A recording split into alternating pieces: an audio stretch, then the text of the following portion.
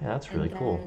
then, yeah, I'll be here for New Year's. So first New Year's, like maybe actually having fun. So Dang, that's cool.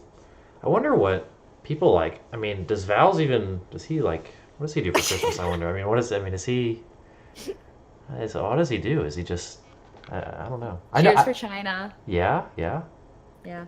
His Bears won today. That's big. They clinched a playoff spot in football and flush sports. That's neat. Oh, Flush Sports. I mean, just classic right there. But Yeah. no, I'll be.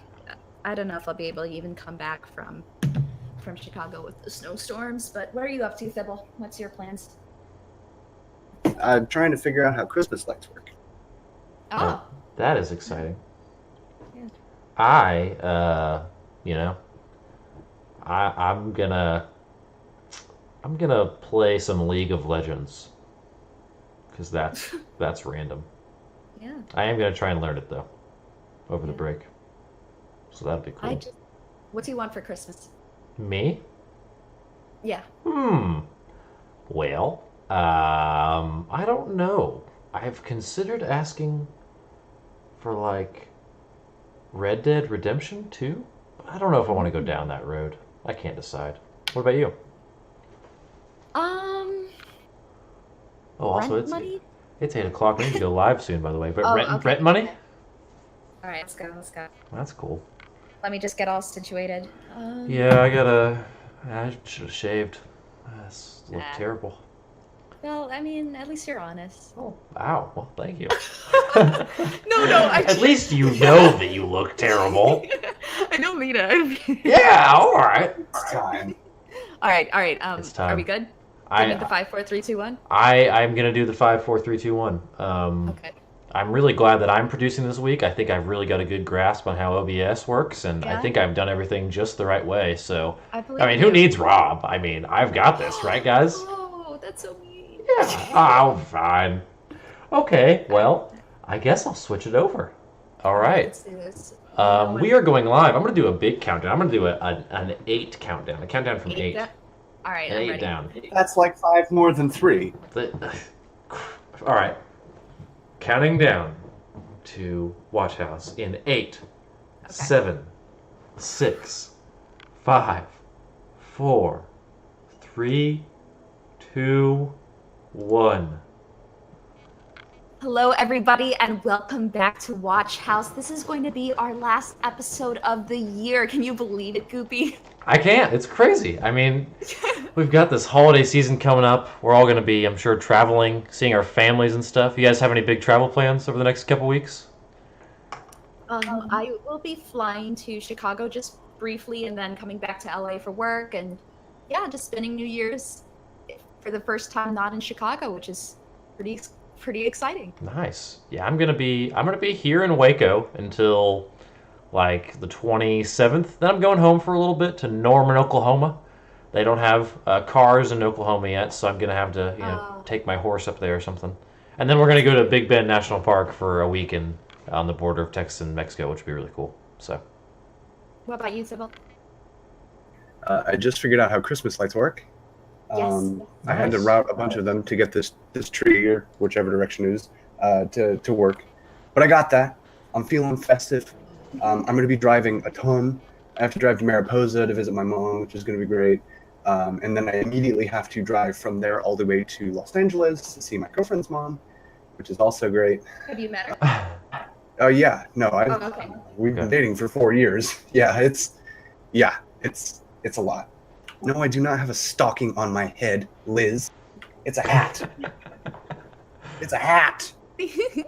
Feeling festive. But it Australian contenders actually going on right now. Lots of contenders action lately. The seasons are closing off. Korea's approaching its end. Australia, I think, is in one of its last weeks. Europe just will finish their regular season tomorrow. Like, there's a lot going. Yeah, there's. Also, I got the flu. Oh, dude. Oh, Shoot. that sucks. I'm It sorry. sucks. I'm dying, but I'm also on a lot of prescriptions, so we're okay. So this is going to be an episode where we might have to filter, but you know what? That's okay. But Overwatch is also in the holiday spirit almost as much as we are with the new Winter Wonderland event. I have been having so much fun. The little amounts that I've been able to play, I've enjoyed it so much. This is probably my favorite event of the entire year. Yeah, I agree. I think they did a really good job with the skins and in particular the emotes this year. The Oh, Torbjorn with the little turrets is maybe the best emote in the game. It may have taken the number one spot for me. oh my I gosh. actually can't believe it when I watch it. Well, we will have to go back into our favorite emotes a little bit later, but for Mhm. this episode, since I do love the holiday season, probably the most out of this entire Watch House crew, this is probably the happiest I ever am the entire year. I created a little. Do you know the 12 Days of Christmas? Well, yeah. I couldn't name them to you, but I know that there are 12 days of Christmas generally. That's Well- the ABC Family Special, right? The 12 Days of Christmas. Well, I Disney? mean, yeah, when you see all the Harry Potter movies. But for Yeah, tonight, that's we have the 12 days of Overwatch. So there have been 12 amazing gifts that Jeff Kaplan has been able to give to us. And let's just go through all 12 and have a really festive celebration of what we've been granted, especially during this past month. Okay? We're not singing this, are we? No. I'm not not. singing this. No. Okay. No. Thank God. We have a Mac cast member with the flu, so therefore we cannot sing strict Don't hard want pass. that. It's in the bylaws. Yeah. Mhm. Bylaws. Yeah, of course. Yeah. So on the first day of Christmas, Jeff Kaplan gave to me And me.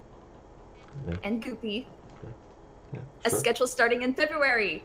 Overwatch That's right. League starting Valentine's Day 2019. I can't wait to give my girlfriend the greatest Valentine's Day gift of all. She'll get to sit in the stands at Blizzard Arena while I go do interviews.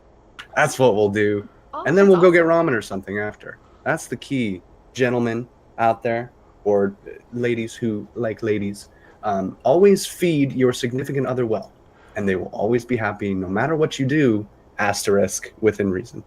Wow. Yeah, That is my wisdom. it can't be faulted. I mean, it is. It's crazy that I mean, it seems like when we talk about Overwatch League Season 1, that it was just so long ago. So I mean, it's Yeah. about time that Season 2 is back. I don't think we'll have this long run off season next off season because of how long the season's going to go. It's going to go into August. Maybe the grand finals will be in September. I don't know. So it's just like I'm pumped. It's back. It's finally ready. We've been waiting for this for so long, and the season is going to be, I believe, 7-8 months. The regular season. It's the end of August. End of August, Yeah. August Regular 25th. season game is like August 24th or something. So then Yeah. So yeah, playoffs and we're finals. still looking at like a 6 or 7 month season in all, but I think they've really figured out the timing because they realized they saw everybody saying everywhere like, I forgot that playoffs are happening because it's been like a month and a half, or Right. what's with this All Stars break, or what's with this 6 month off season, or whatever. So it looks like they're working very quickly on that feedback, which I think is smart. Yeah. And not only has the Overwatch League team been very busy, of course, with that Winter Wonderland update, so has the game developer team. And so, of course, on the second day of Christmas, Jeff Kaplan gave to me 2 winter brawls. We do have the Yeti Hunt as well as May's Snowball Fight coming back to the main game. Which one of those do you two prefer? Oh my gosh, I played both extensively the other night, and I cannot do the snowball offensive to save my life. I just am not an FPS player to where I can one hit people with May's snowball thing. Cannot do it at all. The Yeti Hunter, far more manageable because I have. It's like Reinhardt and the little Torblitz from Tip of the Hats. It's Winston and the little Maylets, and I think it's way more fun. I can't do the Winston part, but the May parts are good stuff. Yeah, no, I'm almost exactly the same. I couldn't hit the broadside of a barn with a snowball, much less a moving target with walls and ice blocks. So I run the Yeti Hunt. I always play May, no matter what. And I hide until all my friends go find the monkey and start freezing him. And then I pop out and I like right click him a couple times. And then as soon as he gets 2 pieces of meat, I just like, That is one thing, though. and then like, we win or we lose, but it's usually my team's fault. I mean, that's what I hear from you all the time, honestly. It's never your fault. But No. I do love playing as Winston during Yeti Hunt. I love it so much. Really? I mean, oh my gosh, yeah, it's so much fun. Like I I actually win a fair amount, but it's tricky though. I like the challenge, whereas with the May, I feel like I get too frustrated. Like Yeah. I just want everyone to hide during that 3 pieces of meat. It's just like, why aren't you doing this? But then I'm the one who dies. Well, what is your strategy as Winston? How do you win? I don't think I've ever won as Winston a single time. Like, what do you? Well, usually the Mays take a very specific route. Hmm. Like they're always going left side, and then they're going this way, and then they split off this way, Yeah. and then that. I mean, I'm making no sense with these hand gestures, but you know what I mean. But- So when I am on the Winston, I'm not jumping as much as I typically would be seen in Yetion. I'm more sneaky. I'm trying to go towards the right side of the map. And then finally, once I do see all of those maze coming at once, since they like to gather as a group, that's when I use the jump to escape, not necessarily to get up to the meat. But Okay. now I'll lose everything. So Yeah, thanks for leaking your strat. Yes. so we might have to play that later, but that would be a good time. But the May Snowball Offensive is the only thing I love about that is Jack Morrison narrating it. That's true. That is It's the true. cutest That is pretty thing. good. Yeah, I know Yeah, in Heroes of the Storm they have like characters that narrate. Oh, rip, by the way. Sorry to bring that up. Rest in peace. Too soon, Connor. I was talking about something else. They have the players narrate the games. Like you can unlock like Junkrat narrating or different characters. I really wish Overwatch had the same thing. Like I would love to have Junkrat narrating the map instead of like the generic control voice person every time. That'd be awesome. Hey, don't talk smack about Athena, dude. Sorry, She's a sorry. homie. But I agree. I think it would totally be awesome to have Reinhardt like, your battle for glory commences in 30 seconds. Yeah. It's a little Schwarzenegger. Sorry. They're Same person. Yeah. But like the Junkenstein's revenge narration. Yeah. Yeah. That's really cool. Really quick segue. If you could ask Santa for anything to be changed to Overwatch, what would it be? Wow, that's a big one. Matt think Mercer voices every hero. Ooh, now that would be. Boom. That'd be Yeah, nice. you never thought about that. I He could do it. I think he could do it.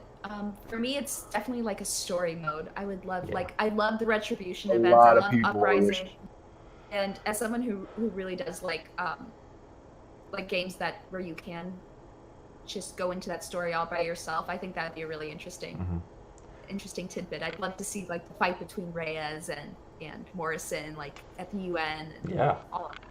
I think I would like just some. It doesn't have to be story mode for me. Just some mode in Overwatch where you log in and you don't feel like you just have to go to competitive to get good Overwatch, but you can consistently go to another mode and have equally good Overwatch, but with less competitive point stakes.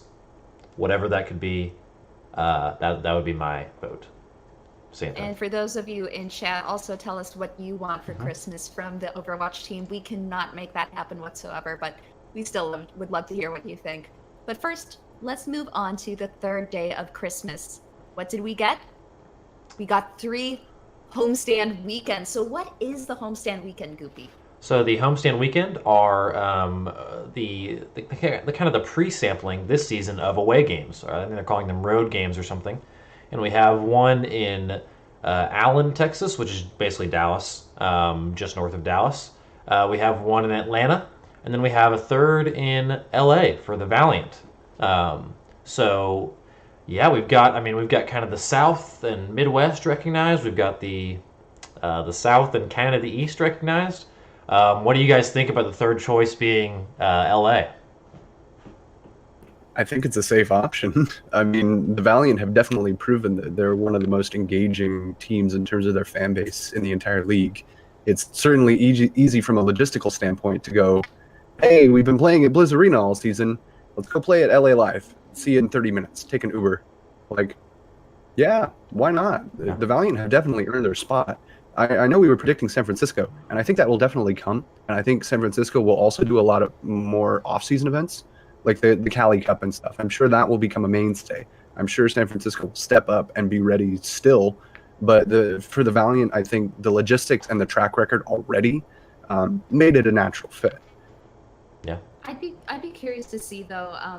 Part of me wishes that we could have seen something in either Canada or Europe or even China, especially China, to be completely honest.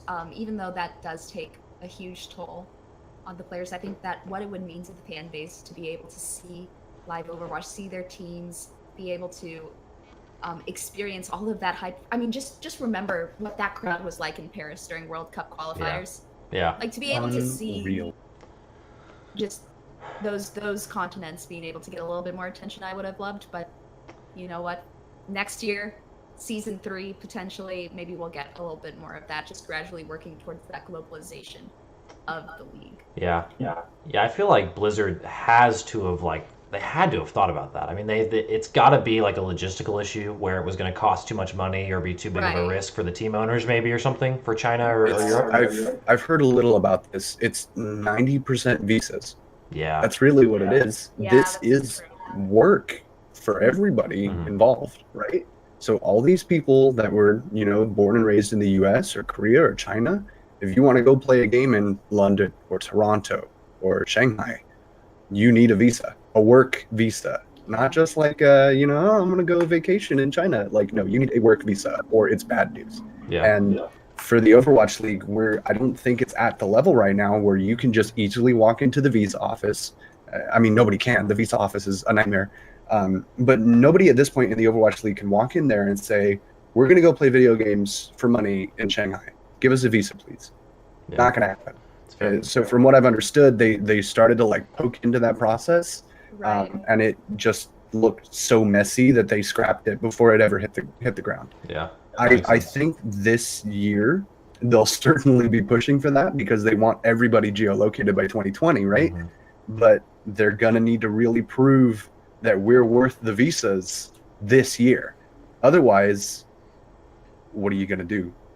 Yeah. Any team not in the continental United States will not be able to have their own home games. So it has to happen this year. But I don't think they were ready for it this season. Logistically, like you said, logistically it's a nightmare. Yeah. And even after visas, you have to look at stadiums being established or repurposed or whatever. It's a whole thing internationally, but I think we'll get there. Yeah. Honestly, that's why this season is, like I've said before, probably the most important season that the league will have. Even more Yeah. so than the inaugural season. Yes, you do have the initial hype. The first week of Overwatch League, you got, I believe, the most views, except for playoffs, was it? Except for finals? Except for the grand finals. Yeah. Right. So you want to see if that initial excitement won't just pucker off. So that's something to be a little bit cautiously optimistic about. But this is the holiday episode. I'm gonna get a little bit more cheery. So on the 4th day of Christmas, it's finally time to talk about those 4 baby turrets. Mhm. Oh, Torbjorn's emote makes me so happy, Connor. So cute. I mean, we've wanted it for a long time. I don't know if we've been able to articulate in our feeble minds that we wanted that thing, but I think we all did somewhere. We yearned for that emote deep in our loins. So I'm glad it's finally here. Sorry, got a little. Maybe just my loins. My thing with that emote and many of the things that Blizzard puts out is despite their sometimes head-scratching decisions that we won't get into because this is a holiday special, they oftentimes will just come out with stuff that you never knew you needed until you saw it, right? Remember the Arista puppy emote? Oh. Right? Exactly.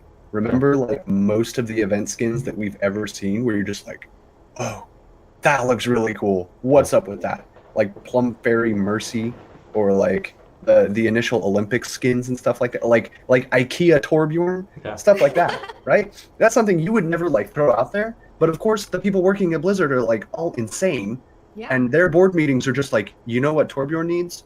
An IKEA skin. All right, okay, let's do it. Boom, and then suddenly all our minds are collectively blown. That's what makes Blizzard still really, really good. Is just that they can come up with stuff. So yeah, this emote is definitely an example of that. I love it. What are the other holiday emotes that you really enjoy? I know Genji's. I love his little snowflake decoration. That's just He so cut up character. his Smash Ultimate letter. Dude. Yeah, that's a big meme. He going could have around. made it in I a love it. Smash before Halloween. Yeah. Oh, rip, by the way. I'm trying to think of some other ones. Those were the 2 that I really liked. I know they And have then the highlight intros, yeah. Yeah. They have the victory poses as well. They have new people holding tea, and they have the goofy. I don't know which character's holding it, but the cat mug or something. Brigitte. That's Brigitte. Yes. I like that one a Oh, lot. incredible. I like that Doomfist just has a glass of scotch, Yeah. just like a 2-finger glass of scotch. Yeah. What a god. Of course, What it is. just like I'm worth more than you and could also kill you instantly. Yeah. So, okay. Yeah. Whose holiday party would you want to go to out of all of the Overwatch heroes? Man, Probably Sombra. That's Could an you interesting imagine? yeah, it'd be Just like optical illusions. There's probably a really convoluted scavenger hunt you have to do. She's just laughing at you the whole time, but it's still Yeah. pretty fun. There's black lights everywhere. I don't know. I think that would be crazy. I think it would be awesome, but certainly not conventional. I think a good traditional Christmas special would probably be from the Lindholms. Oh, that's right. I think they'd have a nice wholesome Christmas with Godfather Reinhardt chilling and little Grandma Anna hanging out over here, like making hot cocoa for everybody, but there's whiskey in it. Like, Yeah. that's pretty good. I think I'd like one from Torbjorn and May. I'm 25 now. You know, my party days are behind me. I think I'd just like a nice, maybe some Christmas story readings by Santa Torbjorn. His little turrets running around. May's building snow people, and we just enjoy some hot cocoa. Again, probably some whiskey in it. But I think that's about where I'm at in my old age these days. That's what I would enjoy. That's so wholesome. How That's so old are you sweet. again? Like 38, 25. Super old. Yeah. He's a grandfather. Yep. I don't know. I feel like I really liked the Reflections comic that from last year, or was it 2 years ago? I think it was 2 years now. It was. Wow, that time flies. But I really loved Hanzo looking at that giant cake in the window, and it made me think of if Hanzo and Genji could have gotten along, what their holidays would have looked like. That would be kind of fun. Christmas in Hanamura with the cherry blossoms and the snow. Yes. That would be lovely. Before they tried to kill each other, right? I was about to go there, yeah. We gotta let's yeah. Yeah. Their It's voice nice. lines on like pre-map sections are still not cheery. Pretty brutal. They have not They're resolved still like, things. didn't I try and kill you? It's like, yeah, you didn't kill me hard enough, idiot. Loser. Yeah. It's like, well, I always beat you as a kid. Mom liked me better. Man. Like, it sounds like genuine brother stuff. That's what you say to your brothers, is that you didn't kill me hard enough and mom likes me better. So props again. When I was younger, my sister and I, she's 6 years younger, we would always have to dress, like, we had matching dresses for every freaking Christmas. So me and this little baby were wearing the same dress. That sounds horrible. But it was cute because every single present I would open, I would put, those little stick-on bows. I would put my bow onto her very bald head because she was born in October. So this little baby was just covered in bows. That's incredible. That tells me so much about you as a person. Yeah, that's it. What kind of person is Katrina? She's the kind of person who sticks Christmas bows onto her baby sibling's forehead? Yeah. Oh, right. Okay, I know exactly the kind of person she is. No, it was super cute, and she still does it to this day. Like, she'll, like, as a joke, she'll put a little bow That's on funny. her forehead. So wholesome. At least She's she's 18 now. gracious. Exactly. Yeah. So let's go on to, on the 5th day of Christmas in the traditional song, you always get 5 golden rings, and everyone goes crazy. But for this one, we have 1 golden bob. Best Christmas gift ever. So cool, dude. The Just best. like it's the one thing. Like, I don't know how extensively experienced you guys are with World of Warcraft. They just released an item for their 15th anniversary, I think. Uh-huh. I don't know the exact name of them, but they're goggles that turn everybody you see into corgis. Just for you. Like, everybody is a corgi. Just a little baby, little dog, right? And these corgis look great. They're very highly textured. They're awesome. And everybody just walks around and they're little baby dogs. And it's adorable, right? That's perfect. It used to be that this effect lasted 30 minutes, I think, and had a 30-minute cooldown. So if you wanted to, you could just roll around and everybody would be corgis forever. And everyone was like, Blizz, this is amazing. We can have corgis forever. And Blizz was like, oh, no, we didn't want that. And they nerfed it.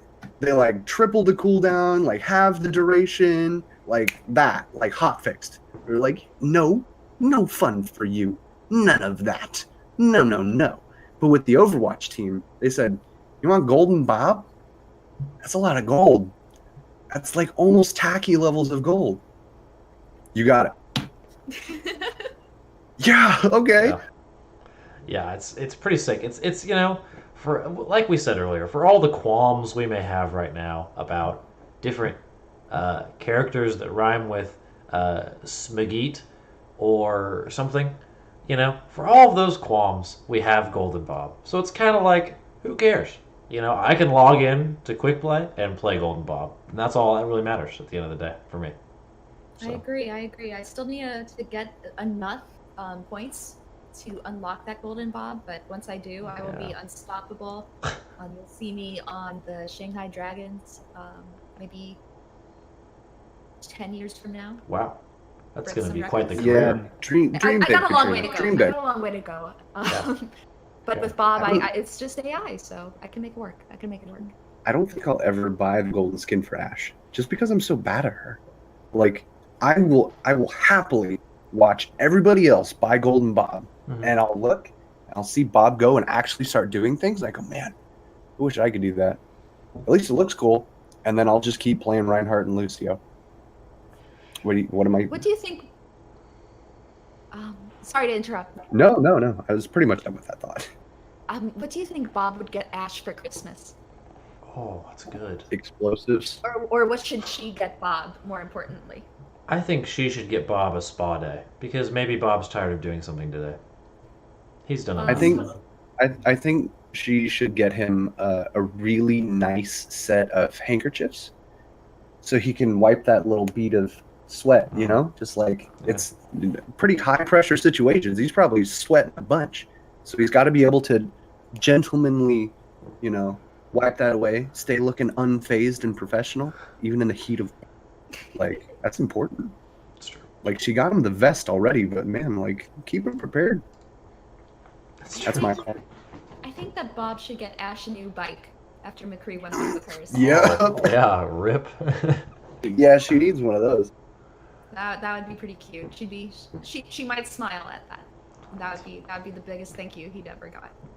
But not only has Blizzard made some adaptations to Ash, we also have finally on the 6th day of Christmas 6 patched up heroes. There have been buffs and nerfs coming to some of everyone's favorite and potentially least favorite heroes in this game. So let's just go over those patch notes and think about how these changes might impact our gameplay.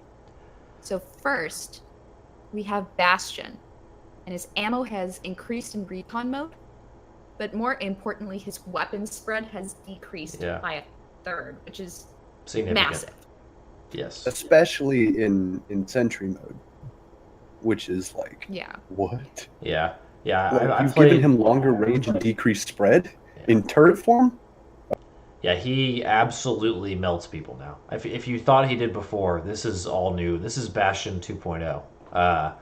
He's really good if you bunker with a couple shields in front of him now. Like, oh my gosh. I think it's the perfect balance, though. Because remember when Yeah. the Ironclad update came out and he was unstoppable? Right. And like NRG, which is probably one of the worst North American super teams we've ever seen, beat Rogue in a competitive match, which is admittedly means nothing. Like, they stomped one of the strongest teams in the West in a 6-stack rank game because they abused Bastion. That's how strong Bastion was. And they dialed him way, way back, and he's been pretty bad ever since. And now I think for the first time we're reaching a pretty good spot with Bastion. Like, in recon form, when he's walking around, he's got a pretty good mix. He's still huge, but he's still got a decent amount of health, and now his weapon feels pretty good. In Sentry mode, his gun feels even better, but, he's still immobile and everything. And then his tank mode is unchanged. I think it's a good spot for him. Yeah. I'm just not sure if he's going to not still be this map niche pick, especially in this current meta. I mean, you'll see him on Junkertown, maybe Rialto, maybe Dorado, just those payload maps, those pure payload maps. But I think he I needs agree. to be the situational pick. I don't want him to be an every map pick. that's Yeah. fair. I think what we're going to see a lot of is Sim Bastion. Oh, On like yes. Horizon and a bunch of other maps, like maybe Busan or something, like maps where you need to be able to take high ground, but it's not always necessary. I think Sim Bastion comps will thrive. because if you can bunker down, take high ground real quick, throw an Orisa shield or something, or set up your Reinhardt, throw the Bastion down. Now he's way more effective at a way greater range. So like all of a sudden you become like this scary little death ball of death. I like it. Yeah, it's terrifying. I have seen that happen once in Open Division, of course, before all of those changes. And what happened was there was a phenomenal anti-nade that happened right before Orisa popped down her shield on point. It was on Horizon Lunar Colony. And it just pretty much negated that comp. So it's definitely going to be similar where you do need to have that coordination very... it's not something you're going to see very frequently, but I would be happy to. It's going to take a lot, but I think that's good. Yeah. And now for the changes that will make a major difference to everyone's favorite Brigitte. The shield bash will no longer stun targets through barriers, and the damage has been reduced from 50 to 5. However, this has been offset by her Inspire healing. The cooldown has been reduced to 1 second as opposed to the 1.5. The duration's increased 1 second from 5 to 6, and the total healing is also increased from 80 to 100. So a lot of people have been saying, is this an overall buff? How is this going to change up a lot of the combinations we've been getting used to, just the stun, earth shatter, self-destruct, etc. What do you guys think about this Brigitte change? Yeah, I think whatever you have to say about nerf or buff, I think that's up for debate. I just think this makes Brigitte more of what her character ought to be. I think she's more of a support now than like a quasi DPS with a buff ability. So I think she's more primarily focused around support. The 50 to 5 is interesting. I feel like it's pretty niche to like tracer one hitting and stuff like that. Which again I think is good. I think it's fair. I don't think a support character should be able to fairly low skill one shot a tracer. That just doesn't seem very rewarding for the tracer player. But I think overall it's good. I think it will help the game kind of necessarily change away from just setting up the big shatter grav combos that we've been used to. I hope Brig is still playable. I think she's a good character. I think we need lower skill cap characters in the game that are good for the lower tier players like me to play and enjoy. So yeah, I don't know if we'll have to wait and see if it's a nerf or a buff. I would think it's kind of neither, but that's just me. So I'm going to say that the no bashing through shields is actually a net buff in a Brigitte mirror for reasons I'll get to. And then the damage, of course, is just a nerf. It opens up not only Tracer to avoid being one hit, which is amazing if you play Tracer, and I hate you, by the way, but also for any other 200 HP hero who only needs that combo plus like one swing from your Reinhardt or something like that to clean you off. All of a sudden now, like, you've got that much more time for, your Ana to hit you with a couple shots or throw a nade, or your Brigitte to throw an armor pack or something like that. It opens up the field entirely for 200 HP heroes again, which is really cool because Brigitte was super impressive to anything with less than 250 or 300 health, especially if you're running Zen Goats, because in the Discord makes you deal like 200 damage at once, which is absurd. The bash change, before this patch, the best way to focus down the enemy Brigitte was to shield bash her and then Discord and then nuke her. Now you cannot do that. Brigittes cannot stun other Brigittes or Reinhardts or anybody else through a barrier. So now Brigittes can actually stay alive a lot longer because there's nothing to stun them out when they've got their shield up. So like there of course there are alternate solutions, and funnily enough, I think McCree, who I imagine we'll get to, is a pretty major factor in that, and also Doomfist, who is another hero on this list but not for any good reasons. Doomfist lately, like within the past like 24 hours, has made like a sudden resurgence, which is a shame because he's about to be nerfed on like contender servers, just because like instead of worrying about Brigitte stunning the Reinhardt and worrying about like pixel perfect timing for the shatter combos, just punch him in the face. You can try that every 4 seconds. It deals a ton of damage and you can stun everybody and there's knockback. It's huge. People just kind of realize that. I mean, Doomfist has always been a niche pick anyways and pretty tricky to pull off. But if you've got a really good Doomfist, like Sparkle from Element Mystic, all of a sudden you can do whatever you want. Runaway was getting destroyed for a hot second by a Doomfist comp, and they're arguably one of the best teams in Korean contenders right now. They had only lost a single map before that. They had never lost a stage on Control. They almost lost 2. So Doomfist has his spot in that sort of dynamic, but that is about to change, as I'm sure we'll get to. Mhm. Yeah, let's actually head straight to Doomfist right here. So his rising uppercut, has been nerfed severely. His loss of air control duration. Oh, I see. So when you are the target, your loss of air control has been lowered from 3 seconds to 0.6 seconds. I didn't even realize it was 3 seconds in the first place. That kind of shocked me. Just see. Same. Yeah, that's a lot. Number-wise. His seismic slam maximum range has been reduced, and then targets don't lose air control while being pulled in. And then lastly, Meteor Strike has received a change more so than a buffer nerf. Inner range damage the radius has increased. Yeah. However, the outer rings damage has been reduced. Yeah. So, Right. Yeah. It values. So those are the Doomfist changes coming in. Yeah, this one sucks. I think so. I don't think Doomfist was in a terrible spot. I think the one thing they got right was the uppercut, basically stall reduction. So 3 seconds is outrageous. I actually didn't know it was 3 seconds. That's pretty insane. Yeah. But 0.6 is a lot more reasonable. Uppercut's like his second best ability, and it shouldn't be able to knock people out for 3 seconds.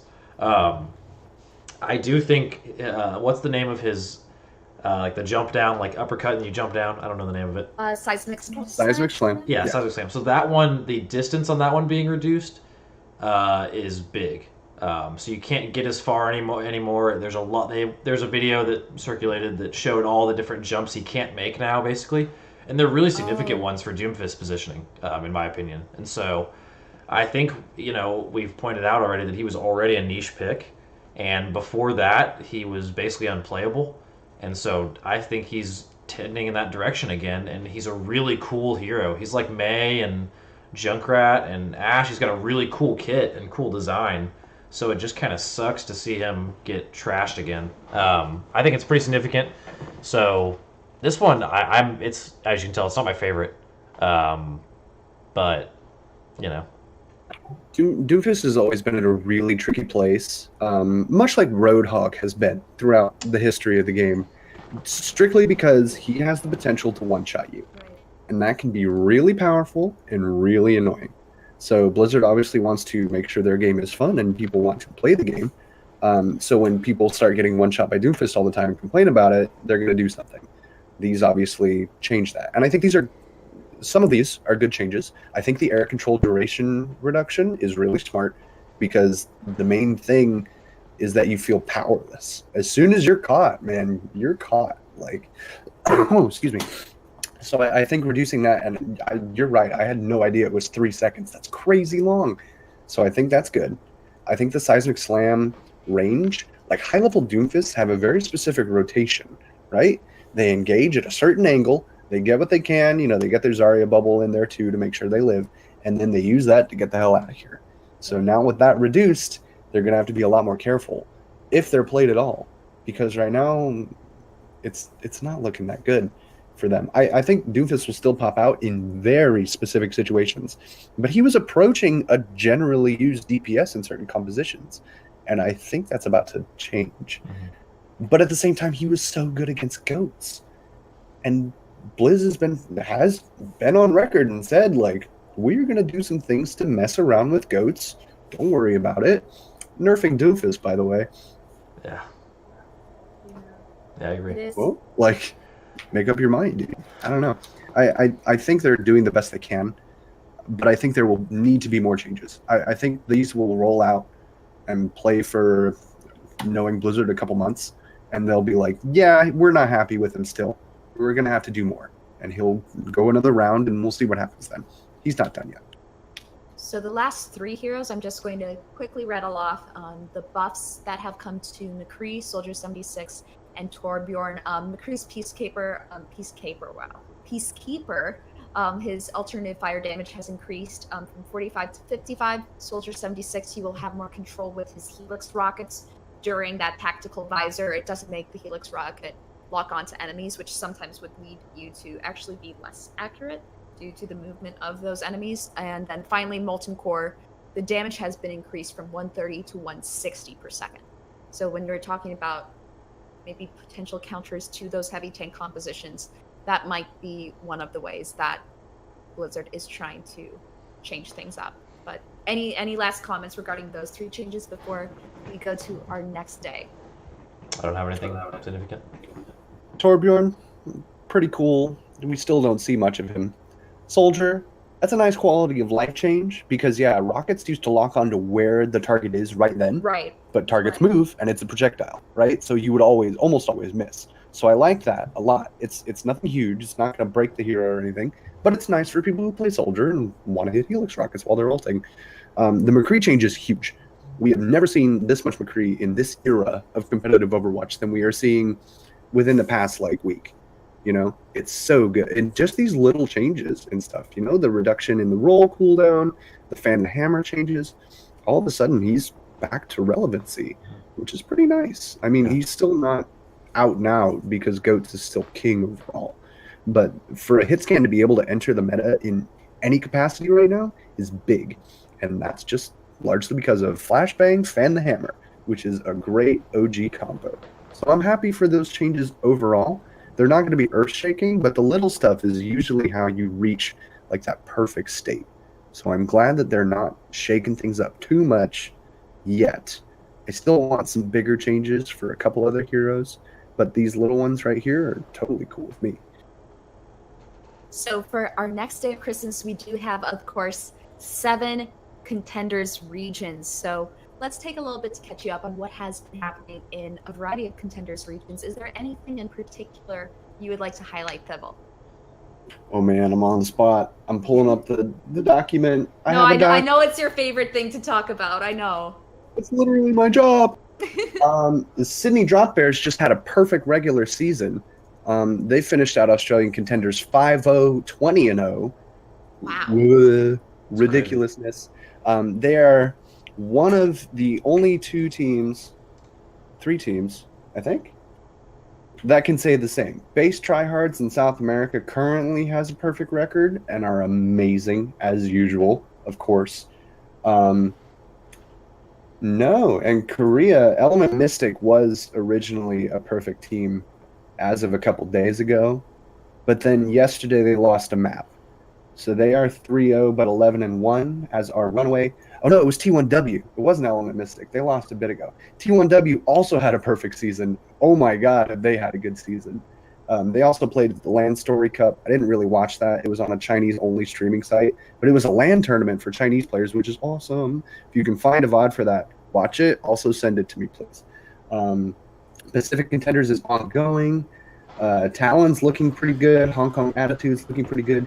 Xavier Esports, dude, with Patipan from the Bangkok group stages. Everybody loved that kid because he's amazing. Mm-hmm. Yeah, they're perfect right now with a 12-4 map differential, which is still pretty good. We're still finishing up in a lot of regions here. It's still too early to call a couple of the playoff races. Most of them are pretty crystallized. I think I'm going to work on a video on that. Now that we're taking this little break, I'm going to start doing some contenders breakdowns. Stay tuned for that. We'll see what I can do. North America is going to have some really good matchups. Oh my god. Oh my god. Connor, talk about that. You're the guy. Yeah, this is the week to watch North American contenders. So I don't have it pulled up because I'm trying to do the stream, but I think it's I'll find it. XL2 plays Second Wind, which is I think the match of the year. And then ATL plays First Gen, which I think will be very good. Yeah, those are all top 5 teams in my opinion. Those two will be massive. There's also some really big middle lower tier games. Fusion University has Florida, I think, or Mayhem Academy. So they kind of have the week off, but there's some cool games going on in the middle of the table. Yeah, sorry, they're having a tough year. I'm pretty interested in Kungarna versus Uprising Academy. Yes. I want to see how far Uprising will skid, or if they can actually pick it up again. They've had a rough couple weeks, right? The ping and everything. Mm-hmm. But come on, man, you got to start adapting, right? And against Kungarna, yeah, it's make or break, dude. Not that they have anything to worry about because they're an academy team, but mm-hmm. some pride.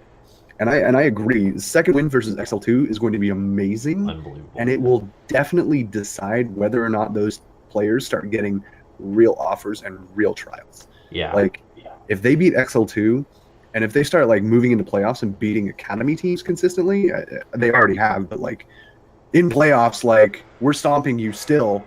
All of a sudden, these academy teams are gonna go. Yep. All right, second win, get in here, let's go, and those guys will make it. So sure. this week for them has to be huge. They have to say, you guys are all wrong to have signed the players you've signed. We are better than them. We have now proven it to you. Give us your money. Send me your credit card info and the 3 numbers on the back. Thank you very much. You sound like the Nigerian prince who keeps hitting up my Yes. junkie Yeah. map holders. I am willing to offer you $50,000, but first you must send me Just routing and tracking number. That's it. proof that you've beaten XL2 in the regular season. Thank you. Yeah. But no, South American contenders also, this is the week to watch. This is the last week of their regular season. Especially this Saturday, there will be some major matchups that will determine who will make it to the playoffs. So Those are strongly good. suggest, yeah, you should please watch South American contenders this Thursday and Saturday. You might see a familiar face. In fact, you will see a familiar face, so I would appreciate any love and support. But of course, support that contenders region, because there has been finally some attention being given to these players, specifically by Boston, as we have seen Klaus and Alamong being called up to NA contenders as well as Boston Uprising. So We need more.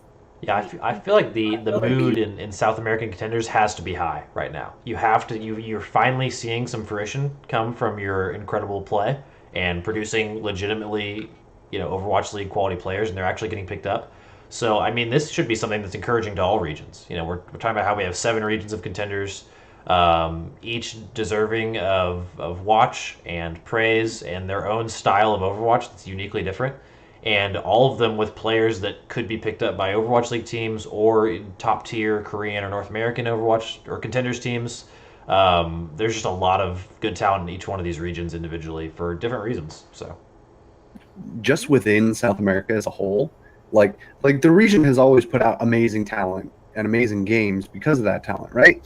But like never before have they been so motivated to just kick ass because they see 2 of their boys go up.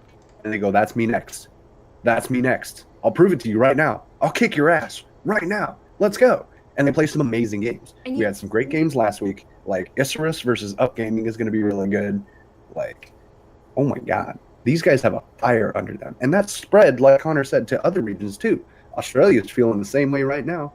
Yeah. Drop Bears are not perfect for no reason. They're playing their hearts out. They know they can make it. They see Color Hex and Goomba doing their thing again over in Boston, and they go, all right, maybe not Boston because they're like full of people now, but like somebody's got to want us at some point. Trill over in Envy. Mm-hmm. It's time.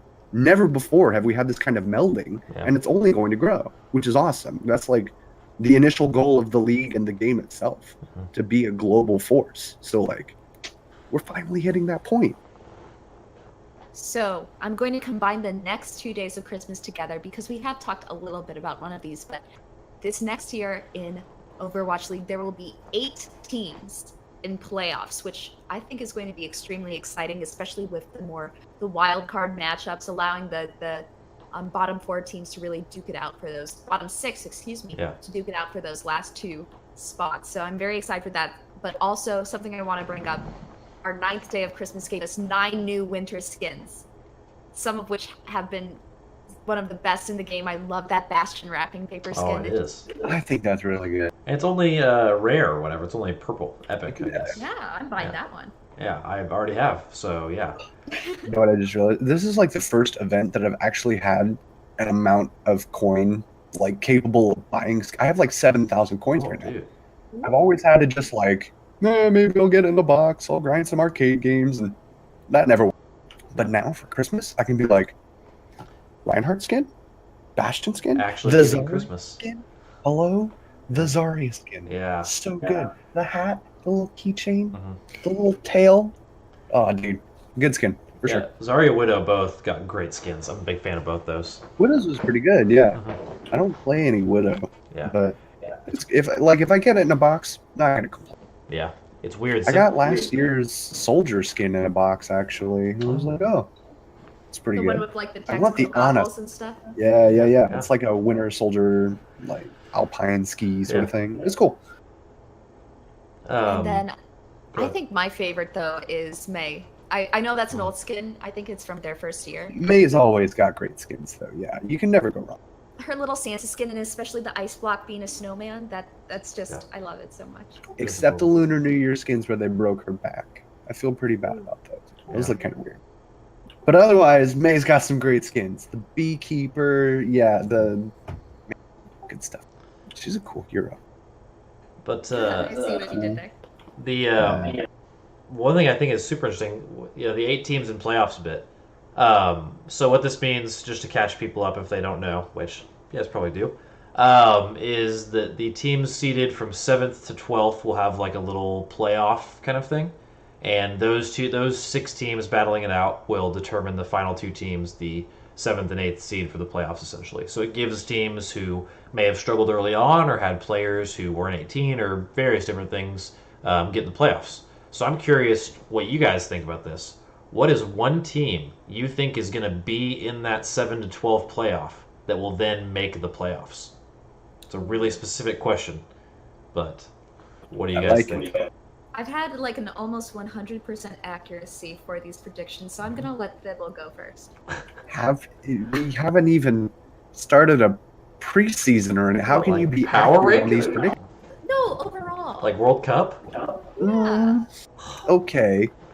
I'm So still, a team that will be placed 7 through 12 in the regular season at the end of the regular season that will then have to play in that like round robin playoff bracket to get into the real playoffs. Yes, and they will do it. They will win. 7 through 12 is still super stacked. Mm-hmm. You could see, like, just based off our power rankings that we did last week, go watch last week's episode, by the way. You could say teams like San Francisco could be in there. Houston, Dallas, Seoul. Katrina's shaking her head violently. Especially for Seoul. Shanghai could be in there. I think that'd be a really cool team. That'd be Like, I don't know if they'll be like top 3 to 5 or whatever, but 7 through 12 is not out of the question for Shanghai. And I think if they start to make a rallying playoff push at the end of the season, you know how many people will buy into that? Look at this 0-40 team who, didn't have a great second season, like middle of the pack second season, but that's still really good. And now they get the chance at playoffs. That's a story. And then the real playoffs are double elimination too, which is also really good. Yeah. I think Shanghai's going to be 1. Did you want more than 1 or just 1? I was just asking for 1, but if you have a second off the cuff, No. whatever. Okay. I think Shanghai, I'm good with just Shanghai. I would be really excited to see Shanghai, like, bring it back around. Like, we had the worst first season or any season of any team ever, but we're going to show you guys this year. That'd be mine. I think my 2 will be LA Valiant and Vancouver. Interesting. Whoa. You were pretty low on Vancouver to begin with, right? I think it's difficult to assume that a brand new team to the Overwatch League is going to be in the top 6. That's fair. That's valid. That's fair. Yeah. I really So- want them to. Yeah. But there's always that possibility, man. You really never know. Yeah. Any No, of I these mean, teams, we could man, be they so can off. crash and burn so hard or be really, really good. Yeah. Which I think is exciting. I think it's great that we don't know, as frustrating as that is as content creators, but as content discussers, man, is that a discussion point. We just don't know. You have to embrace that we have no clue. And that's awesome. So it could totally happen. I think if they're going to rally at any point, it'll be when they're down and out and they need to tap into that runaway magic, right? Like, man, you think there's no hope for us? Turn your back. Turn your back for 1 second and see what we do to you. We're going to destroy. That's when they'll start to be really scary, I think. Because, like, Runaway has proven that Vancouver has proven that they can be a scary, consistent team, of course. But they're at their strongest when people don't believe in them for even a split second. So the moment they start slipping and people are like, oh, man, they suck. Oh, crap. That's when they'll turn it around. So, that's pretty hype, too. Do you have any predictions, Goopy? Shanghai was going to be mine. I like that pick a lot. In spite of that, I think my second team would probably be the Houston Outlaws, partially because I'm a big fanboy, but even being a big fan, I don't think they're going to be top six. I also don't think they're going to be 15 through 20. I just don't think, with that much experience and game sense that they can possibly finish that low. And I've heard a lot of rankings that have them that low. So I just don't see that happening. So I see them maybe in that like 9 through 12 spot, but then by that point, they'll have whatever meta is out there kind of under their belt. I see them as a team that can probably move pretty quickly in that way. And I see them kind of sneaking in that way. It's tough though. I mean, that's going to be. I'm assuming because there's 6 teams in that group, so I'm assuming that 7 and 8 will get like a bye in that bracket, and then there will be 2 and 2. They'll play the winner, then those 2 will play. So if you're one of those 9 through 12 spots, that means you're going to be on your third game if you get to that last point. And I don't know how they're going to do that, but that's a lot of Overwatch and a lot of time for people to scout you, and there's a lot of advantage for being the 7 to 8 seed. So it'll be interesting to see for sure how that all plays out. I think Houston is definitely another good option for that. Houston in season 1 were arguably the most average team of all. Yeah, literally. They were even all the way through, They ended, I don't know what their ending record was, but it was damn near close to even on all fronts. Yeah. And I think there's nowhere to go but up. Hope. Oh, there's a long way to go. I can hope that they at least stay perfectly average, right? 10th place. That would be a solid goal for Houston at least. Bare minimum, we want to be 10th place. Of course, that's not where you stop, right? You go for 10th place. You get into that last bid playoff bracket. You do your damnedest. You get in. You go from there. Yeah. That would be huge for the Outlaws, right? A great story to follow. Their fan base will rally as if they don't already rally all the time because they're the Houston fan base and they're huge. But like a playoff story for them would be amazing, really big, especially coming in as the underdogs or anything like that, right? So, and that's assuming they don't like surprise us and are suddenly god tier. But a lot of people aren't guessing that, including myself. So we'll see. But yeah, I think that's a cool story. Let's combine the next 2 as well. So for the 10th day of Christmas, we get 10 bowls of Lucio O's. Lucio O's are finally available in grocery stores. So you can catch them now. Good Lord. And then also, I believe this is our 11th episode of WatchHaus. I think so. That's crazy. Oh, episode 11. Crazy how that flies. Yeah. I've pretty good. Yeah. I've seen like the Pop-Tarts and some other Overwatch like snacks in stores, and I have to buy them every time I do. I can't resist. They've got a variety of Pringles flavors with Overwatch heroes on them. Yeah. Like original flavored Pringles have Mercy because they're plain. And then they have like spicy like chile limon Pringles, and they have Sombra on them because modern American advertising is pretty racist.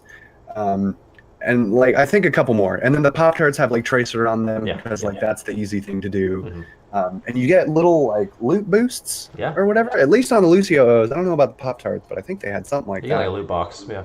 Yeah. They like give you a loot box or like triple the XP you gain for the next couple matches or something like that. Like that's cool. Super cool. I think that's really smart. Just like little ways. We're just gonna poke you. We're gonna make you know who we are. Yeah. Hey, what's that? Who's that weird lady on your box of Pop-Tarts? Yep. Oh, it's Tracer. She just like blinks around and has guns. Oh, okay. Yeah. Something like that. Probably a little better than that. I'm not a marketer, but, I'm a sucker for it either way, though. But when I'm... it works. Yeah. I see that stuff and I go, that's my thing. I got to buy that. Yeah. But what I'm even more of a sucker for is this show. So, being a sucker of this show, I thought we could reflect on what our favorite episode of WatchHaus has been. If you guys have a favorite episode of this show so far, and chat, if you're not grilling us, Vals, maybe you could also say what your favorite show has been if you've tuned into multiple. And if not, this show can be your favorite. But do you guys have a favorite show, episode, whatever? I'll let Katrina go first.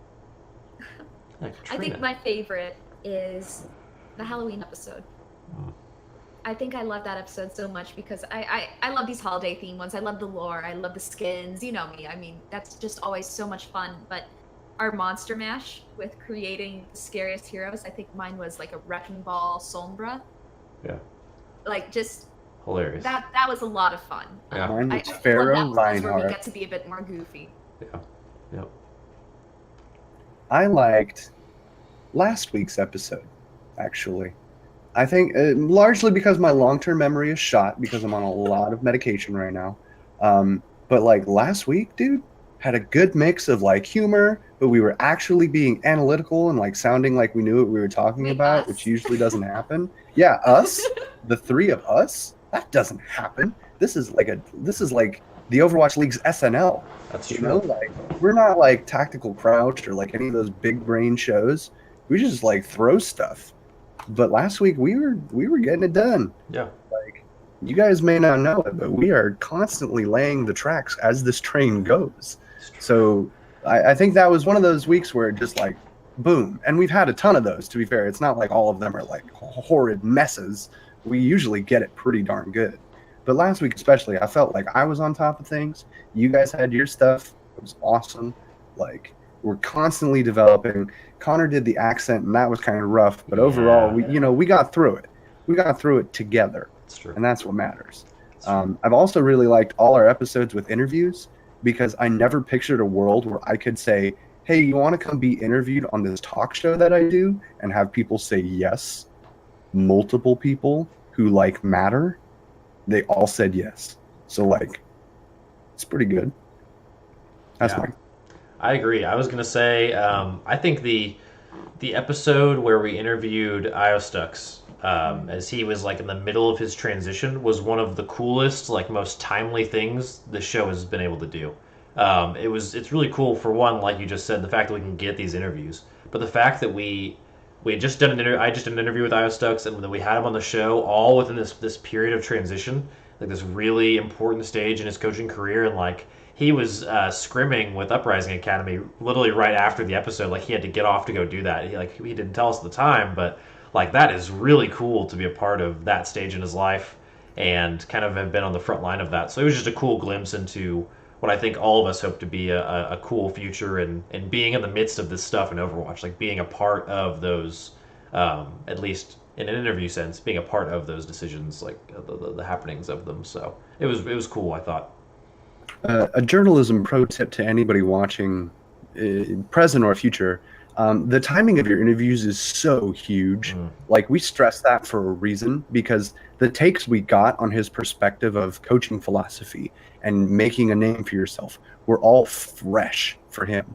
He literally like, all right, guys, great interview, gotta go, interviewing right now. Like it doesn't get fresher than that. That's like you catch the fish, you cook it 20 minutes later. But with coaching philosophy, with interviews, you have to be really quick on stuff like that. And that's probably one of the best ones we as a show or we as individuals have ever had. Yeah. Like there's a peek behind the curtain for you. It doesn't get much better than that. So I think that's a point that we should definitely extra stress because that's awesome. And frankly, never happens in this field or really any other. So go watch that, by the way. We'll post I'll go post the playlist right now so you guys can go watch all our old episodes, which you should be doing because we should talk about the break that we're taking, by the way. We will. I don't know if we've gone through all 12 days, but at some point we want to get through that. So we have one more day, but we can just glance over that and kind of move on. There will be 12 stage 1 maps as opposed to the 8 that we have been seeing in season 1. And something really quickly, I'll just summarize this really quick and we can go on to our closing thoughts and fun things like that. I think this is a really excellent choice coming in from the developers of Overwatch League, in that a lot of these maps, we've been seeing a lot of complaints about goats, right? Unfortunately. We've been seeing a lot of complaints about lack of variety, so to say, even though, in my beliefs, we have been seeing quite a bit. A lot of those goats-friendly maps... wow, words are hard for me tonight. Sorry, guys. You're good. When you do see a certain map pool, a certain type of goats is way more applicable than another, or a certain hero composition. Like Dorado, I'm not anticipating we see goats until that final checkpoint. Yeah. So I think when you do see a lot more maps in this map pool for stage 1 especially, that's another way of circumnavigating the constant prevalence of the same composition or different forms of it over and over and over. So ultimately, I think that's a really good choice. Yeah, I agree. And I mean, Thibley, you made this point last week when you were talking about Goat's comp, just the fact that we only see 6 heroes in a pool of 29 heroes, and that's a great point. I think the same can be said of map pools when you're watching Overwatch League. It's like, yeah, Blizzard has designed all these beautiful maps. People want to watch them. People want to see them played professionally. And I know it's harder on the pros to master more maps, but I think people are going to be willing to one sacrifice maybe a little crisper gameplay to see those 4 additional map possibilities, and it'll give pros a good opportunity to see what it's like to maybe gradually work their way up in terms of total maps played. So, yeah, I think overall we can't say enough good about that decision. I totally agree. I think it's a good compromise because if they had opened up all maps like they do for contenders or whatever, there would be riots. Yeah. It would not work because we already worry about these guys over prepping and, practice and never resting. Imagine if they had to prep for all the maps. I think eventually we will reach that point. I don't know if I agree with that eventuality, but I think it'll happen. But in the meantime, I think a couple more, just a couple, is okay. And I agree that the diversity is going to be key. I think if anyone's going to bust us out of the GOATS meta beyond the devs themselves, it'll be Overwatch League players. So I think having plenty of maps to play around on is the best way to approach that right now.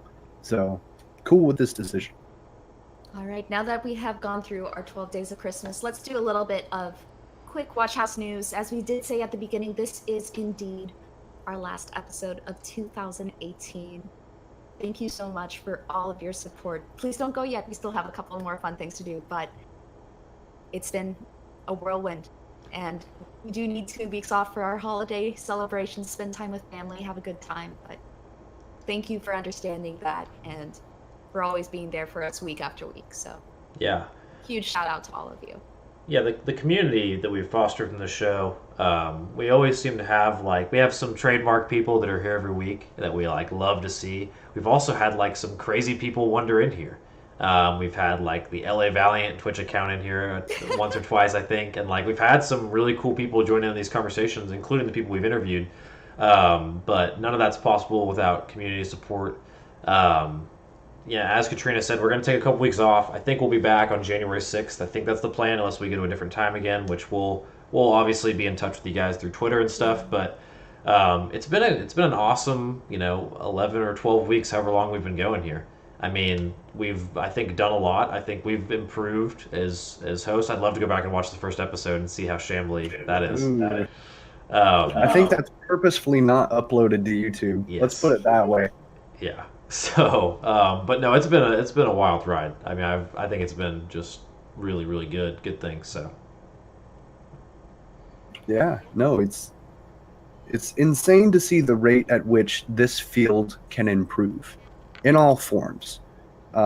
Writers over the course even of this calendar year or since day one of the season you couldn't recognize the stuff people were putting out on day one of the Overwatch League versus what people are putting out now.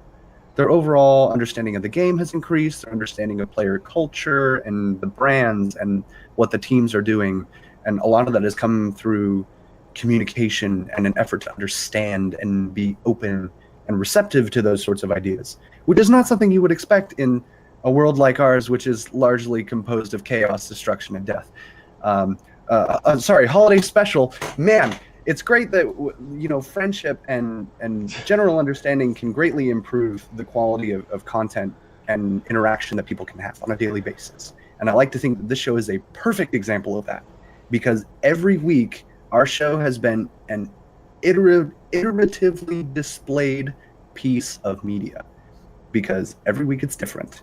I don't know if iteratively is a word, but it sounds pretty cool. I'm just going to roll with it. Sure. Every week it's different, and every week it's better. So I think we're a good example of the kind of content that you want to see, hopefully. And if not, it'll get there. So I'm glad that we've been able to undergo that process and really build it from the ground up and experience that firsthand. because I think it's super crucial as content creators, and it's crucial as a content consumer to like go through that process alongside the creators to have a greater understanding of the content you're watching. So thanks for sticking with us on that one, because it's sometimes pretty hard. Yeah. I feel like one of us has been sick or like has had a technical issue or something every week, and somehow we still managed to put together like this bomb ass show. Always So something. it's hilarious that we're able to do it. I don't know how we do it, but it happens. But there's I'm on always room. antibiotics right now. Yeah. Yeah, yeah. There is always room for improvement, though. So I think to close off this show, we'll be back to you in the new year. But let's come up with some New Year's revolutions. Oh gosh, Yeah, resolutions. can we topple the patriarchy or like? Yeah, I mean, I didn't want to say no. the government because I'll be put on a list, and frankly, I'm not about all that. I'm not like Cybersecurity, I'm not man. gonna be the one to throw the first Molotov or something, you know? Goofy, Like someone what's will your make an Instagram resolution? post. My resolution this year, I would say, on a real note, I do want to go to an Overwatch League LAN at some point this year. It feels pretty weird supporting and writing about a game that I've never seen in person, and like I have all these people in this community, but I've never seen them or interacted with them. And as like someone who tries really hard to be a conversationalist and a networker, like that's really important to me. And so I just need to go somewhere. So I'm gonna try and go to Dallas, maybe go out to LA. Just money's hard, but otherwise, I mean, just be a hell of a lot of better of a writer. That was a horrible sentence. Hell of a lot of a better of a Hell of a lot of a better of a writer. You're on the right track Clearly, already. I'm good with words, so I'm great at that. You do words real good.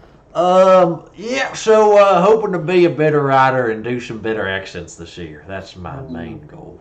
Yeah, all right. So Well, clearly in the right good direction. thing New Year's is almost here. You can start working on that Yep. immediately, as soon as the show ends. Yep. Trina? Let's see. My resolution is to. Gosh, I got a lot. I think ultimately Overwatch related. Get a date. Sorry, I couldn't resist. We all know that's not happening. We And all we're know back. that's not happening. But anyways, I just want to be able to balance all of the different parts of esports that I love so much, whether it be the business side or the